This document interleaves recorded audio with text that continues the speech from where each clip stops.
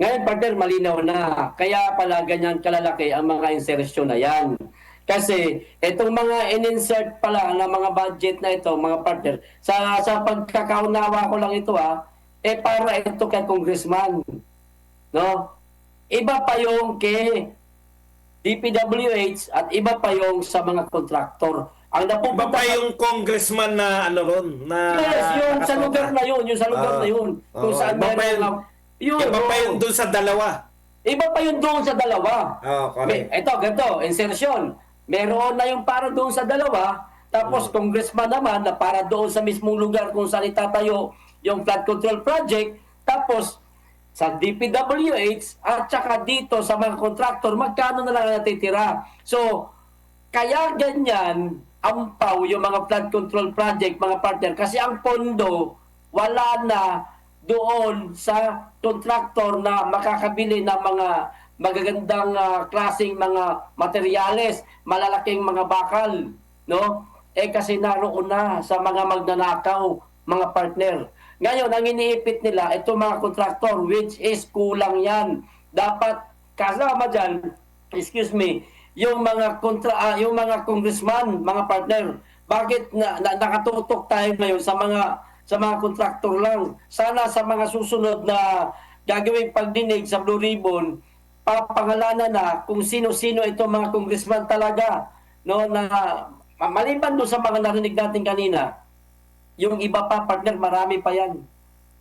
Hindi nga ako bantay yung iba, partner eh. Kaya Kasi lahat nung Diskaya, ikinanta na nila. Pero ano na yan partner valid na yon. Ibig sabihin, kung magiging state witness sila, okay na yan Pagbabasihan na yun.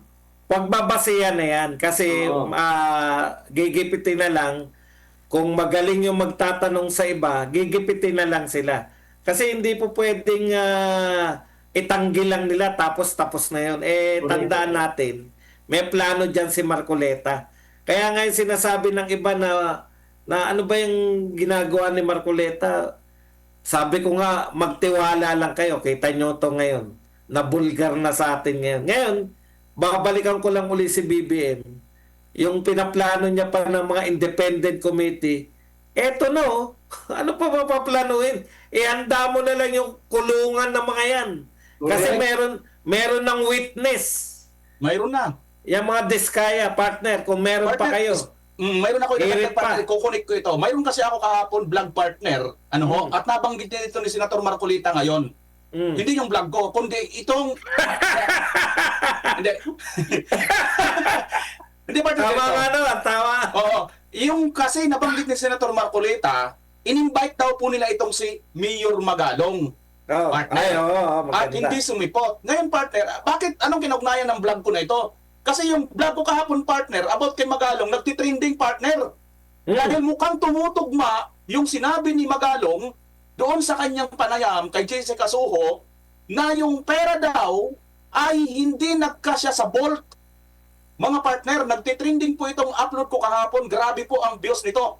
Nakita or nalaman ni... Sana all. Oo, ni Sana all may Magalong trending. na ito daw na pera ay isang buong kwarto. Condominium unit. Hindi na po basta Bolt lang. Ang laki daw po nitong, kung kikwintahin mo daw itong mga kapartner, 5 by 5 by 5.4. Ganong kalawak. So parang sintaas ng tao, sinlaki ng tao, yung tambak ng pera na nakalagay sa isang kwarto, mga kapartner. Ngayon, in-invite ito ni Senator Marcolita, hindi sumipot. Itong si Magalong, kasi ang rason ni Magalong, nandoon daw yung laban, nandoon daw sa Congress. Teka lang, Mayor Magalong, ito ba ang nasa Blue Ribbon Committee? Hindi rin ba ito karapat-dapat doon sa mga sinasabi mo? Kasi kung magkakataon mga kapartner, kung nagharap lang sana si Magalong at saka itong si Diskaya, baka mag-corroborate mga kapartner yung sinasabi ni Diskaya na 25%. Kung billion-billion yung 25% partner, di ba tutugma ito doon sa sinasabi ni Magalong na ang lagayan ng pera nila ay isang kwarto?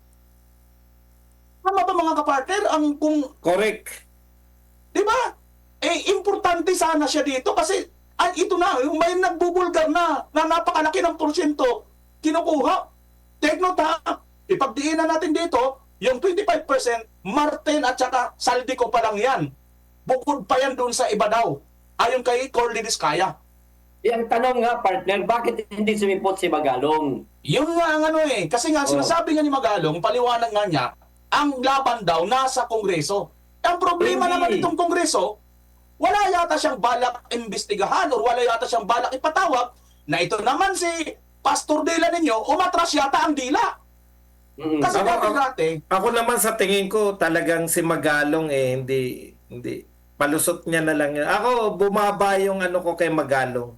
Ang taas-taas ng ano ko sa kanya na, 'di ba? Ikakatwiran niya na bigla kasi ang nakita ko diyan na pasok yata siya sa mga itatayo, isa siya sa 3 na gagawing independent committee na mag-iimbestiga rito. Isa siya sa lumalabas kasi sinabi ni BBM yan na tinatanong kung kailan sila mag-uusap ni Magalong.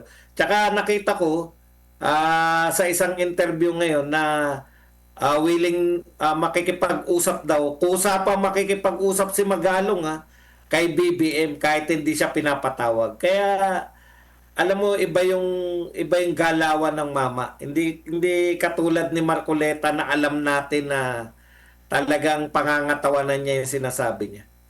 Yung mga mga- partner, lilinawin Sa madaling lilinawin ko salita. lang, sandali lang partner PL. Sige. Lilinawin ko lang din hindi po ako basher ni Mayor Magalong o Yes. kung ano man. Mm-mm. Tayo rito Bakit naman tayo nagtatanong magiging lang. basher niyan hindi naman natin kaano-ano yan. Oo.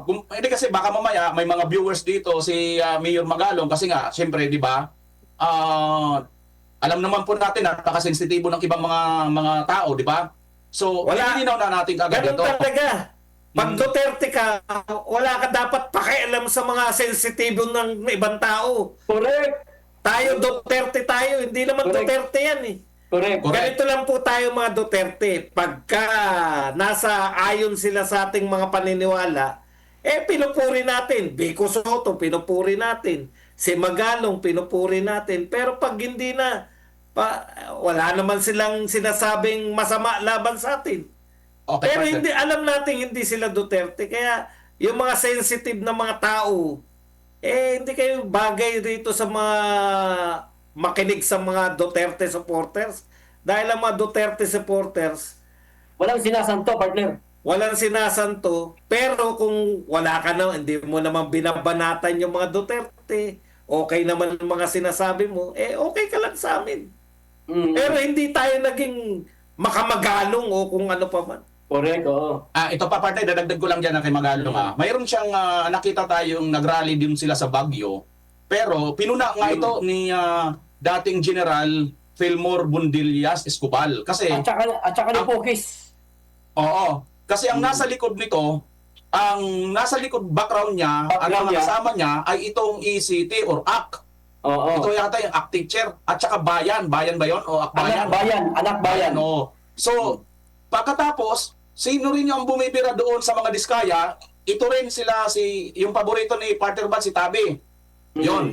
Sila rin mga pumupunta doon, ano? Tapos, sino pa ba, partner? Yung nagpunta naman dito sa Congress, yung nakarang araw lang mga partner, yung mga bugok na ito, nagsisigaw sila,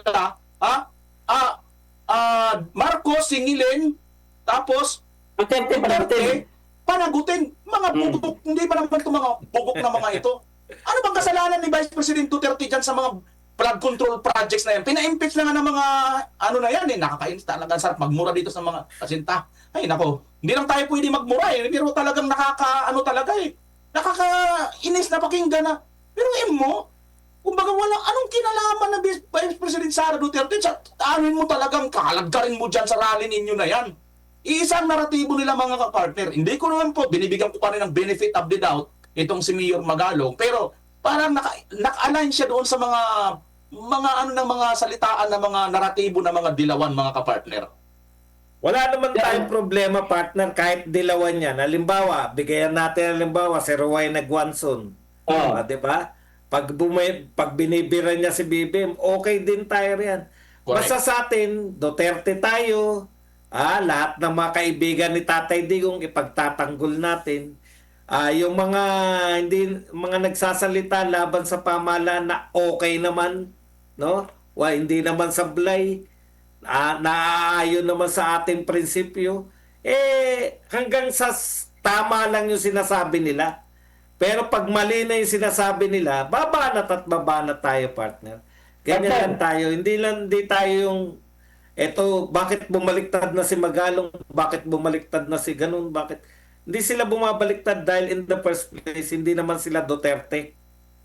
Palagay ko lang partner, no? Kaya ganyan ngayon kaingay si Magalong. Oo, hindi lang naman siya nakakaalam tungkol sa mga manumalyang flood control project, partner. Marami na ang nakakaalam tungkol dyan.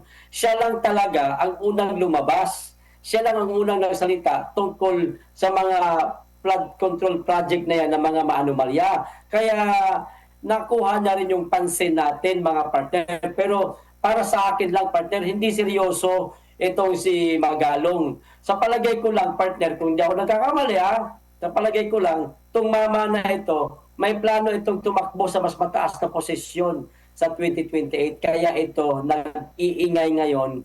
At yung ingay niya, wala namang tapang eh.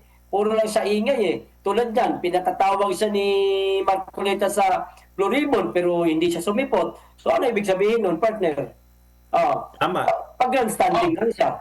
Kaya nga partner 'di ba? Kasi nga marespeto naman siya, 'di ba? Bilang respeto na lang din at pagbibigay na lang din ng kurtesiya dito sa mga senador, official na siyang tinatawag. Bakit hindi man lang siya magbigay man lang kahit lang saglit, 'di ba? Pwede naman 'yun eh kasi binibigyan naman ni Senator Marcolita ng pagkakataon na mag-excuse na sila. Katulad ni Congressman Toby Chanco. Nagsalita lang ng bahagya, mga siguro ilang minuto lang. Excuse na. Di ba? Ganun din naman sa kanya po pwede. Kasi nga, mahalaga itong pinag-uusapan. Biruin mo, mayroon kang binabanggit na ganyang kalalaking mga issue. Tapos, dapat nakahanda ka ngayon kahit saan pagdinig yan. Hindi eh. Baka naman ang inantay mo talaga, yun nga sinasabi ni Partner Buds at sinasabi ni BBM na gagawa kayo ng sarili ninyong investigasyon. Ang tanong, yan ba ay ano ang credibility? Yun ang tanong natin mga kapartners. Partner, magugulat na lang tayo. Baka sa 2028, yan na ang itataas na kamay ni Bongbong Marcos, si Magalong. Wala naman tayong takot dyan eh. Ang sa atin nga, kahit sino sa Duterte pag bumangga, giba.